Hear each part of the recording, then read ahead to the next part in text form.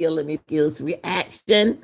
And this reaction right here is on Shaquella Robinson and their family demands, and they're going to get answers about what happened to her over in Mexico. So we're going to take a look at this for news reporting purposes.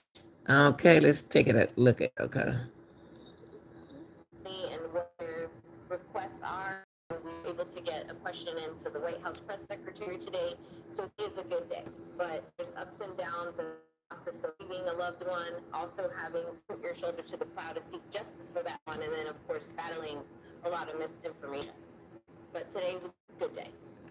Right, and you just mentioned that the family was able to ask uh, questions to the White House Secretary, Karine Jean-Pierre, and obviously justice for the family, for the Shanquella Robinson. Let me just tell you about the letter that was sent to the U.S. government.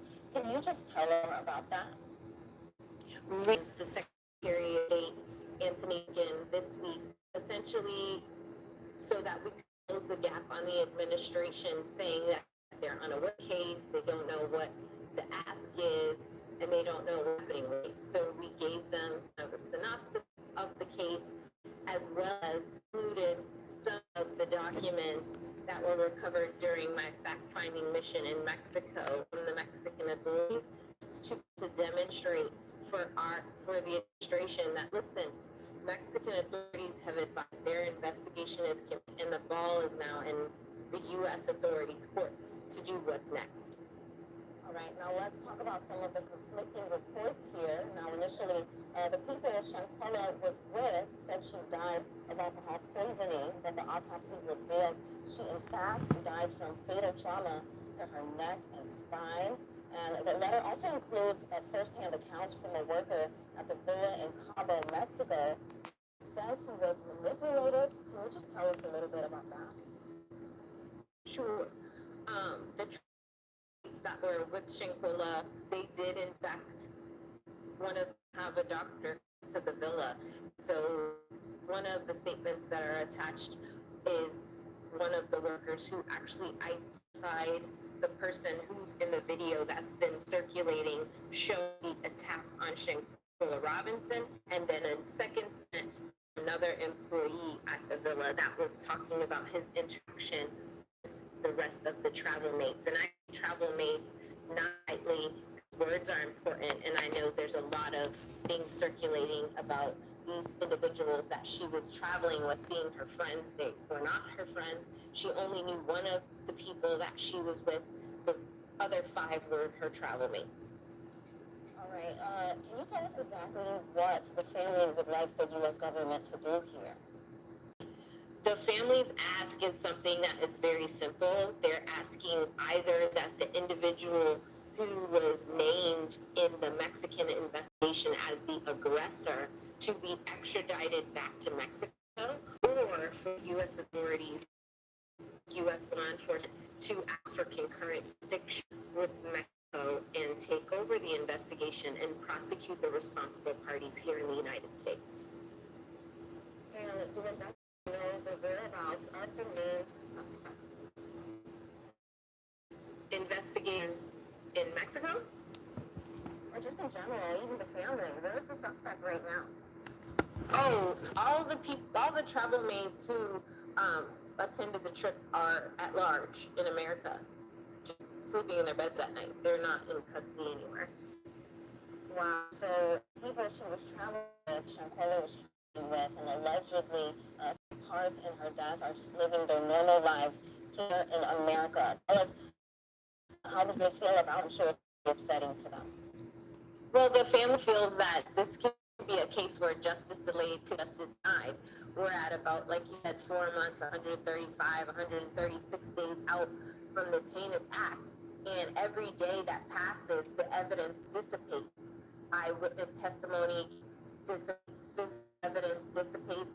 And so every day that passes, the chances of having the people responsible prosecuted and brought to justice, that window closes. And so that's what the urge is for the family now. Shanquella was a young girl. She was just 25 years old. Can you just tell us some information about her, who she was as a woman? Sure. Shanquella was an adventurous, beautiful, bright woman with a bright future, educated. She was a Winston-Salem alumni. She braided children's hair.